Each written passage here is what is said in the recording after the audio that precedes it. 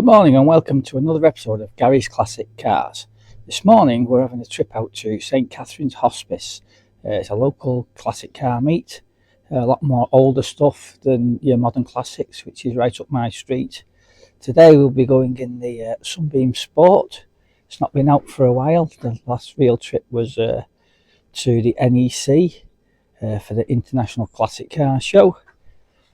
And it was on the Imp Club display there. If you went to the show, you'll have seen that. So I thought today we'll give it a run out. It's a little bit damp on the ground, but that doesn't stop us getting out and about. They're there to be used. So the Fiesta's now tucked away in the garage for a few days until the Imp Club meeting on Wednesday, which I'll be going out in it then. And then there's the Singer in the corner. So that'll be the next car we get out and have a run out in it. So just waiting for my friend Andy to come round, and he's a chrome bumper MGB which has been converted from a rubber bumper one. So as soon as he rolls up, we'll be do a bit of a video on his car, and then we'll be hitting the road. I'll speak to you soon. Good morning again. Right now, here's Andy. Hello, Andy. Good morning. So he's kindly come up in his 79 chrome bumper converted MGB GT today. He's had this about 2 years. And it's in the same conditions he bought it. It's a real cracker of a car. Very little rust on it, just a little bit on the boot lid. But apart from that, it's great, and they've done a great job of the conversion. It's got a lovely interior, like a black vinyl with the headrests, and it's got the later dashing. But all you keen-eyed MGB owners will notice there's something slightly different with this one. It's got a bit of a bulge on the bonnet. Andy, would you like to elaborate why you got the bulge on the bonnet? Oh, well, basically, Gary, it needed a little bit more power going up hills, so I supercharged it. Oh, nice. Quite literally, it's just a Heath Robinson affair for the moment. Yeah. Bit cobbled together to see if it worked. I've actually got it blowing now. Gary here, who made me the plenum chamber. Quite literally there now. It's just lack of funds basically now. Yeah. I've bought another car, bought a Mini, so I've supercharged that, and the funds have gone towards that as well. We wouldn't have to start calling you Andy Mr. Supercharger, aren't we? You know. Everything I seem to buy lately, I seem to buy something for it to make it go a bit quicker, but only gets half finished, doesn't it? You know? Yeah. Well, that's great. We'll have a look at that a bit more detail when we get to the meet, and we'll show you a bit of the workmanship Andy's done. But for now, we'll crack off and get on to the show. Right, so we've had a reasonable run. It took us about 35 minutes. We should be at the venue in the next 5 minutes or so. So this is just some lovely little roads around the Leyland, Preston area that we frequent going to these meets. As you can see, hopefully behind me, if I can flick the camera around. No, it's not working. Is Andy in his MG. He had a little problem with his headlamp ring, fell off on the way, so he stopped and had to recover it from the road. But hey ho, we're back on the road again now, so fingers crossed we won't be long and we'll be entering the venue, so I'll pick up there. Cheers. Right, so we're just on the road approaching St Catherine's Hospice. The Mill Cafe, 300 metres on the left, it says just there. So we'll soon be here, and just seeing the distance, a Mark II or a Daimler 250 Jag knocking in. Not sure what the turnout will be. It's quite dry and mild up here, so hopefully there'll be a good array of vehicles to have a look at. Let's see when we get in here now. And there's Paul Shawcross. He's our photographer who does a lot of the shows. He's a great guy. Oh my, there's loads here. Yeah, so it'll be there's a good turnout. The problem is where we're going to park. So we'll find out when we get in. And I think we might be on the Overspill car park looking at it. So we'll go around here and see if we can get in. But yeah, there's plenty of folk here. So here we have looks like a late 50s, probably early 60s Vauxhall Victor in a dual tone blue. A very nice looking car. I think this is a a person from St Helens. I think I've seen it at the Oxford and Cambridge Owners Club meeting before. It's a very nice car. It gets about quite a lot to these local shows, and it's something completely different. Now one of my favourites, Citroen Traction Avant. This is in a lovely dark grey metallic colour, which is unusual because a lot of them generally are a dark blue.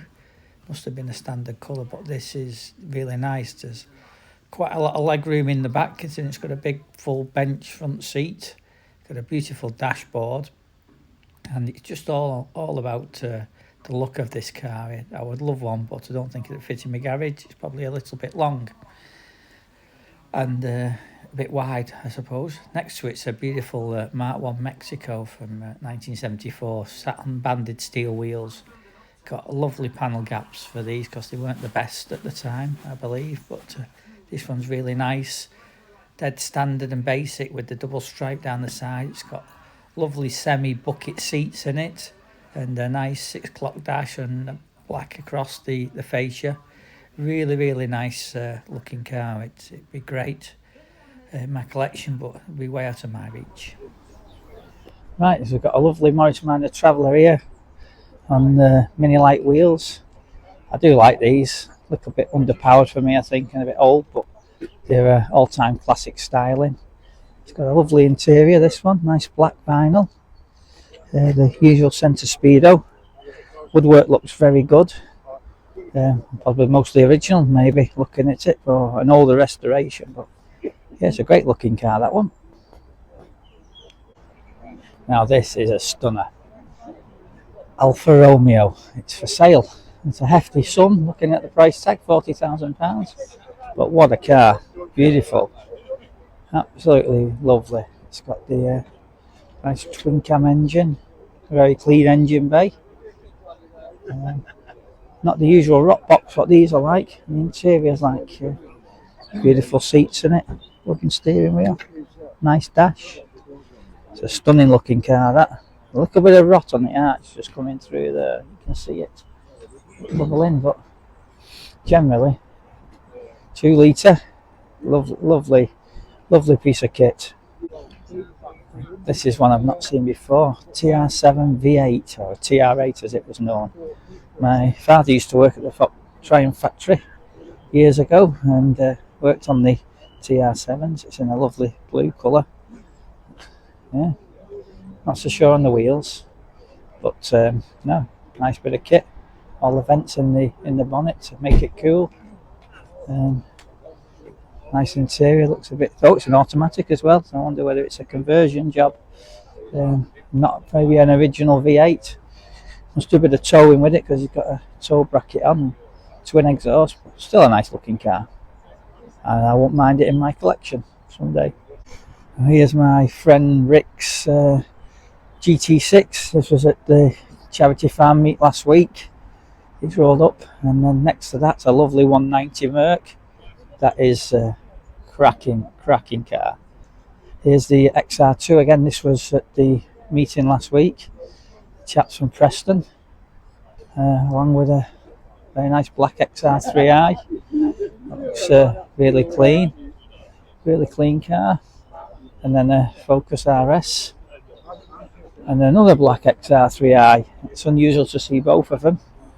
One is slightly better condition than the other. Here's the Ford Anglia. This was at the meet last week as well. I used to have one of them many years ago. This is one of my favourite all-time classics. I think it's an SL. It's absolutely beautiful. It's left-hand drive, this one. Oh, Mark 1 XR2 just coming in. I've not seen one of them for a long time, so we need to go and have a chat with that owner. And then there's an array of MGF, and then quite a few Porsches. Another Porsche coming in just there, yellow one. And then a Lancia Integrale. These are, what a weapon. These are the great. I wouldn't have one. I think they're too much for me. But yeah, what a great looking car that is. And then the MGA in the corner, soft top version. It's quite an early model. Really good, that one. Wants a bit of work doing at the lower end, but It's here, and that's all that matters. Just over the other side, there's a MGB with a roadster with a hard top. Looks like I think a Farringham or something, hard top. Nice bit of kit. And then it's got a sporty wheel on it. But, again, not concours, but it's great to see every car out in this, in this weather. It's really good. Wow, what can we say? Used to have one in this colour many years ago. Absolutely beautiful. The only thing is, it's got no body kit on for some reason. I'll have to have a chat with the owner to see why. And it's also not got the stripe around the where the black's been painted. So whether he's just not quite finished it, I don't know. But what a lovely looking car. Sunburst red, Mark 1 Fiesta XR2.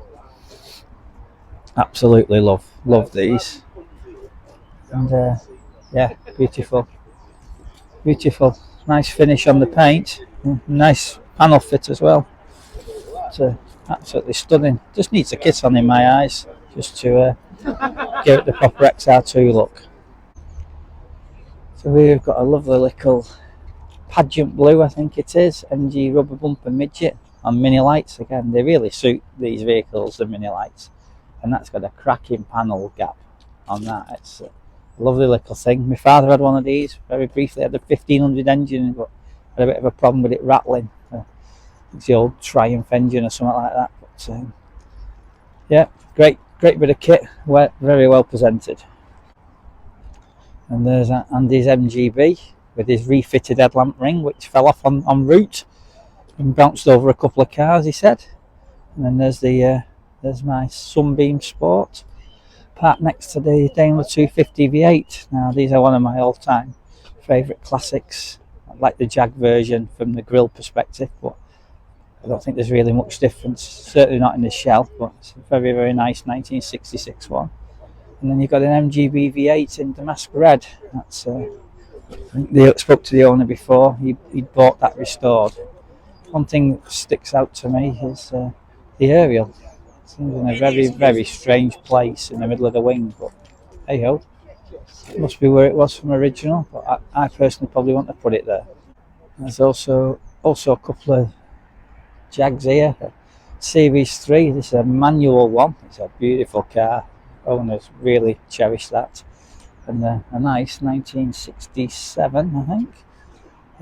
Mark 10 in black. And again, pretty unusual. Great for a funeral car, I suppose, but unusual in black. I've never seen one. But not whether it's factory colour or not, or it's just had it resprayed that colour. Here's another rare car, Rover 400. These normally fall apart. It's had a wing in the past, so I looked at it, slightly battered and different colour, but Rover used to do a great trim. Very comfortable inside. Them seats.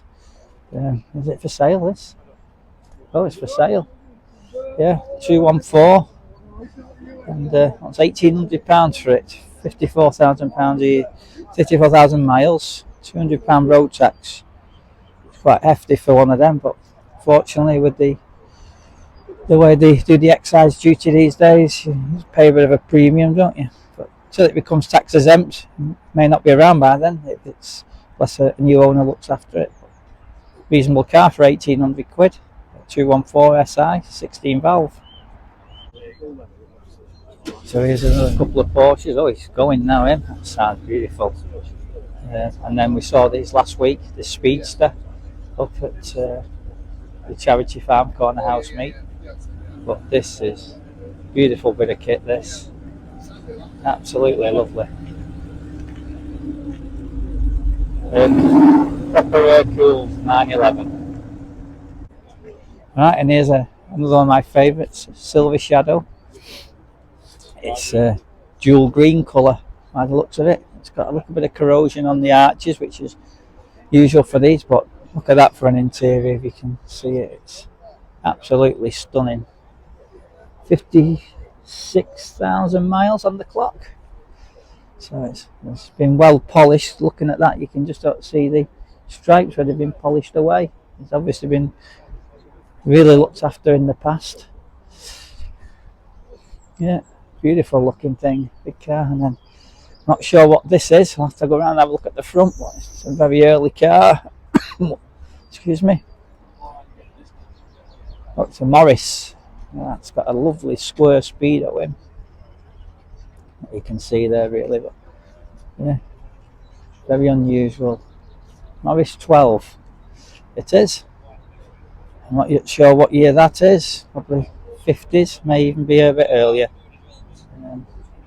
Then we got another modernish Porsche, and then a late E-Type in that looks like a damask red colour. If it's yeah, very nice. 73 model. That's beautiful. And then next to that's very tidy. I think it's Bermuda Blue Morris Minor, 1969.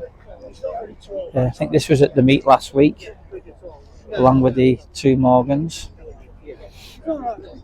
And then Renault, I think this is a Renault 12, very, very rare. You don't see them very often. Real straight car, that. And then this is the first time I've seen this, and God, I can't remember when I saw one last. 309 GTI. Hated these when they were out, and now I wouldn't mind one. Beautiful looking thing, really good. Next to that's Cortina Mark III in a bronzy yellow colour, 1600 overhead valve. It's got a very unusual colour combination interior, tan seats with a brown dash and a tan vinyl roof, and what can we don't really know what colour to describe it as. Very looks like bronze yellow of the British Leyland range, but yes, very nice car on the steel Ross lights, Ross styles, sorry. So that concludes the visit to St Catherine's Hospice meet. Quite a great selection of vehicles there. Just as we were leaving, there was a lovely Sunbeam Lotus rocked up, and Mark 1 Bubble Arch Mexico, and a couple of others, but a bit late to turn back. So now we'll have a nice spin back in the Sunbeam down the country lanes, and put it back in its garage, ready for the next event, which will be next weekend somewhere, wherever we're going. Unsure at the moment, but anyway, thanks for watching. Hope you enjoy what we've done, and give us a tick if you have, and subscribe please. I'm going to grow my channel, but for now, see you next time.